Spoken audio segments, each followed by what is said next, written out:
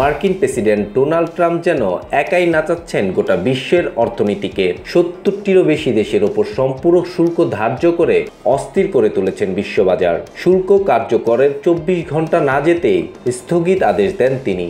এতেই ফের ঘুরে দাঁড়াতে শুরু করে যুক্তরাষ্ট্র সহ বিভিন্ন দেশের শেয়ার বাজার। বাংলাদেশ সহ 70টিরও বেশি দেশের পণ্যের ওপর আরোপিত পাল্টা শুল্ক আপাতত 3 মাসের জন্য স্থগিতের নির্দেশ দেন প্রেসিডেন্ট ট্রাম্প।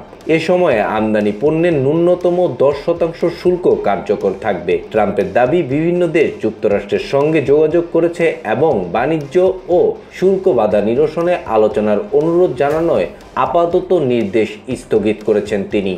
তবে এখনও বরফ গলেনি যুক্তরাষ্ট্র ও চীনের সম্পর্কে। সবার জন্য শুল্ক স্থগিত করলেও চীনের ওপর কয়েক দফা বাড়িয়ে 125% নিয়ে গেছেন ট্রাম্প। জবাবে চীনও 2 দফা মার্কিন পণ্যে 48% শুল্ক ধার্য করেছে। বিশ্বের সবচেয়ে বড় 2 অর্থনীতির দেশের পাল্টাপাল্টি পদক্ষেপ রূপ নিয়েছে বাণিজ্য যুদ্ধে। ট্রাম্পের স্থগিত আদেশের পর তাৎক্ষণিকভাবে ঊর্ধ্বমুখী মার্কিন শেয়ার বাজার। স্বস্তি ফিরে পেয়েছেন বিনিয়োগকারীরা। যুক্তরাষ্ট্রের S&P 500-এর শেয়ার মূল্য বৃদ্ধি পেয়েছে 9.5%, যা 2008 সালের পর রেকর্ড। 12% উন্নতি নিয়ে ইতিহাসের দ্বিতীয় সেরা দিন পার করল নাসদাক। এছাড়াও ডাও জোন্সের শেয়ারও ছিল আকাশচুম্বী। এদিকে এশিয়া প্যাসিফিক অঞ্চলের শেয়ার বাজারের গতি ফিরেছে।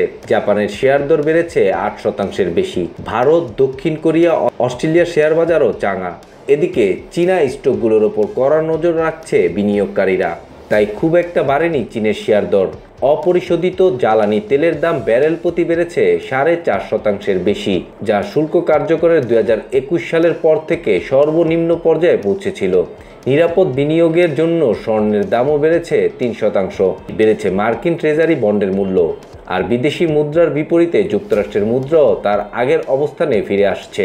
একদিনে মার্কিন ডলারের মান বেড়েছে 4.47%। বিশেষজ্ঞদের মতে চলমান অস্থিরতার মধ্যে কিছুটা স্বস্তিতে ফিরেছেন বিনিয়োগকারীরা। 3 মাসের স্থগিত আদেশ বাজারকে স্থিতিশীল করলেও মন্দার আশঙ্কা থাকবে। ব্যাংক রেটের আর্থিক বিশ্লেষক স্টিফেন কেটস বলেন, ট্রাম্পের স্থগিত আদেশ ভোক্তা ও বিনিয়োগকারীদের জন্য বিশাল স্বস্তির বিষয়। স্পষ্টতই আগামী 3 মাস নিশ্চিত থাকবে সবাই। তবে আবারও এই হারে শুল্ক ধার্য করতে পারেন ট্রাম্প। এটি বিনিয়োগকারীদের মাথায় রাখতে হবে। বিনিয়োগের ক্ষেত্রে এখনই ভালোভাবে বিবেচনা করতে হবে।